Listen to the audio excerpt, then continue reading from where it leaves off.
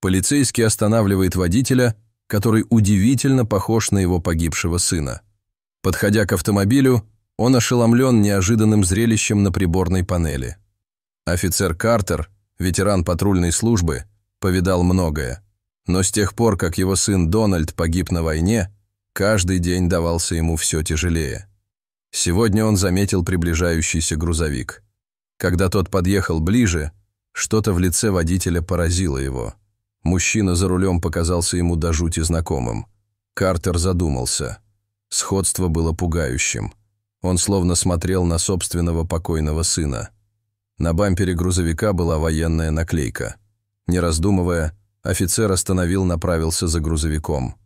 Водитель Гилберт, переживший посттравматический стресс, наслаждался мирной поездкой. Когда он ехал, в зеркале заднего вида он заметил мигающие огни полицейской машины. Гилберт растерялся. Он не превышал скорости и не пропустил ни одного знака, но все равно съехал на обочину. Когда офицер Картер вышел из своей патрульной машины, его сердце бешено колотилось. Он подошел к окну со стороны водителя и тут же резко остановился. От удивления у него отвисла челюсть. Молодой человек, сидевший на водительском сиденье, был точь-в-точь, как его покойный сын. Гилберт заметил выражение шока и недоверия на лице офицера. Полицейский просто стоял и смотрел на него с широко открытым ртом, как будто увидел привидение. Это обеспокоило Гилберта. Он попытался привлечь внимание полицейского, спросив, все ли в порядке, но тот просто стоял как вкопанный.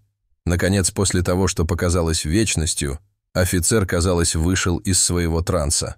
Он потряс головой, словно пытаясь прийти в себя, и несколько раз моргнул. «Доброе утро», — ответил офицер Картер дрожащим голосом. «Извините, я просто на мгновение принял вас за кого-то другого». Гилберт был озадачен поведением офицера. Он спросил, не сделал ли он чего-нибудь не так. Офицер, все еще ошеломленный, только покачал головой. Гилберт не сделал ничего плохого. Картер упомянул, что увидел военную наклейку на бампере грузовика и остановил его, чтобы поблагодарить за службу. Затем он сказал, что его сын тоже был военным. Гилберт поблагодарил офицера за слова признательности и спросил, служил ли его сын так же хорошо. Картер печально кивнул. Гилберт почувствовал сочувствие. Он рассказал мужчине, что тоже был на войне.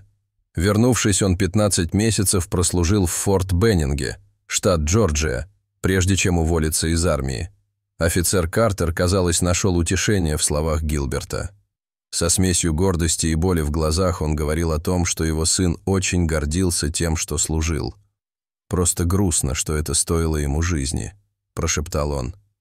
Сидя в своем грузовике, Гилберт наблюдал, как выражение лица полицейского меняется с профессионального на личное и уязвимое. Вскоре Картер начал рассказывать свою печальную историю, и Гилберт с удовольствием слушал. Дональд был умным и энергичным мальчиком. С юных лет он проявлял естественное любопытство. Он был предметом гордости Картера в его жизни. Хотя Дональд вырос в любящей семье, у него были свои проблемы. Работа Картера в полиции требовала долгих часов, а зарплаты всегда было недостаточно. Растущая стоимость жизни усугубила финансовое положение семьи, что привело к частым ссорам между Картером и его женой Сарой. Их некогда крепкие отношения начали рушиться под тяжестью этого давления. К тому времени, когда Дональду исполнилось 17, он устал от постоянного напряжения в семье. Хотя он любил своих родителей, споры заставили его уйти, там было невыносимо. В поисках спасения и осознания цели Дональд принял решение, изменившее его жизнь. Он завербовался в армию сразу после окончания средней школы, не обсудив это со своими родителями. Решение Дональда потрясло его родителей. Они были в ужасе при мысли о том, что он отправится на войну, особенно учитывая нестабильную ситуацию на Ближнем Востоке. Однако Дональд был полон решимости. Он хотел служить своей стране и избежать раздоров дома. После возвращения с начальной подготовки и своего первого боевого вылета страх Картера сменился сдержанной гордостью. Он восхищался храбростью и преданностью своего сына, видя в нем такие ценности, как честь, долг и служение. Сара, однако, по-прежнему испытывала страх, умоляя Дональда не возвращаться на войну и убеждая его выбрать более безопасный путь. Но Дональд был полон решимости. Он верил в свою миссию и чувствовал ответственность за своих сослуживцев. К сожалению, во время своей 3-й командировки Дональд погиб в бою.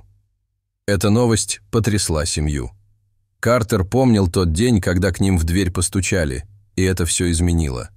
Вид полицейских в форме подтвердил их худшие опасения. Эта потеря разлучила семью. Сара и их дочь Лиззи обвиняли Картера в том, что он поощрял военную карьеру Дональда. Они считали, что если бы он не поощрял Дональда, тот, возможно, был бы еще жив. Это убеждение в сочетании с их горем вогнало клин между Картером и его женой. После 23 лет совместной жизни Сара развелась с ним и забрала с собой их 16-летнюю дочь. Когда Картер рассказывал свою историю, Гилберт мог видеть, как он глубоко любит и гордится своим сыном, а также как сильно ему больно. Картер потерял не только сына, но и свою семью. Несмотря на гордость за героизм Дональда, его мучил вопрос, был ли он виноват в смерти своего сына. Эти сомнения терзали его каждую ночь. Гилберт мог рассказать об этом, поскольку потерял друзей и понимал боль такой глубокой утраты. Он знал, что не сможет облегчить боль Картера, но надеялся, что его слова принесут хоть какую-то пользу. Картер взял себя в руки и поблагодарил Гилберта за то, что тот выслушал его. Он признался, что появление Гилберта пробудило в нем воспоминания о сыне. Тронутый Гилберт заверил Картера в героизме Дональда.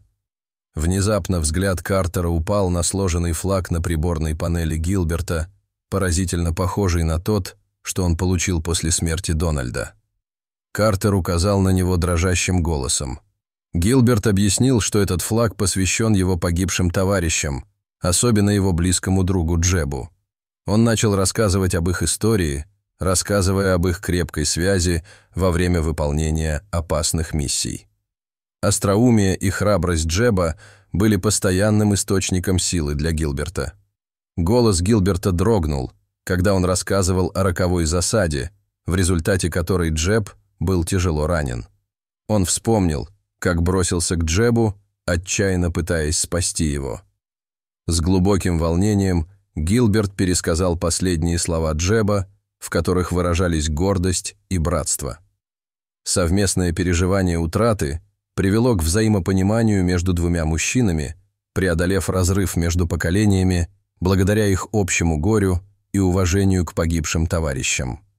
Смерть Джеба преследовала Гилберта больше всего, оставив у него посттравматическое стрессовое расстройство, которое повлияло на все аспекты его жизни. Он возвращался после курса реабилитации, пытаясь справиться с ночными кошмарами, припадками и вредными мыслями. Несмотря на то, что, испытывая трудности, Гилберт находил утешение в сложенном флаге на приборной панели своего автомобиля. Это служило ежедневным напоминанием о героизме Джеба и сохраняло память о нем, как будто его друг все еще ехал рядом с ним. Картер слушал с сочувствием, со слезами на глазах. В тот момент они были не офицером и гражданским, а двумя мужчинами, объединенными горем. «Спасибо, что поделились историей Джеба», — сказал Картер, положив руку на плечо Гилберта. «Для моего сына было бы честью познакомиться с такими людьми, как вы и Джеб». Затем Картер неожиданно попросил Гилберта выйти из грузовика. Гилберт поколебался, но подчинился, почувствовав важность момента и встретив печальный и благодарный взгляд офицера. «Могу я попросить вас обнять меня?» — мягко спросил Картер. «Вы так сильно напоминаете мне моего сына». Не говоря ни слова, Гилберт шагнул вперед и обнял офицера. Они крепко обнимали друг друга, и слезы лились рекой, когда они разделили момент глубокой связи и взаимного исцеления. Объятия дали им небольшую передышку от переполнявшего их горя. Когда они расставались, Картер потянулся за носовым платком. Из его кармана выскользнула фотография молодого солдата с лучезарной улыбкой. «Это мой сын, Дональд», — сказал Картер, и в его голосе прозвучала грусть. Глаза Гилберта расширились от удивления. «Это Джеб», — воскликнул он. В полевых условиях мы называли его Джеб для сокращения. Осознание этого поразило их обоих. Гилберт был с Дональдом в последние минуты его жизни. Эта невероятная встреча ошеломила их. Для Гилберта это было похоже на чудо. Для Картера известие о последних минутах жизни его сына от кого-то, кто был рядом, значило больше, чем он мог выразить словами. Эта встреча принесла обоим мужчинам новую форму исцеления, соединив их общую потерю с неожиданной связью.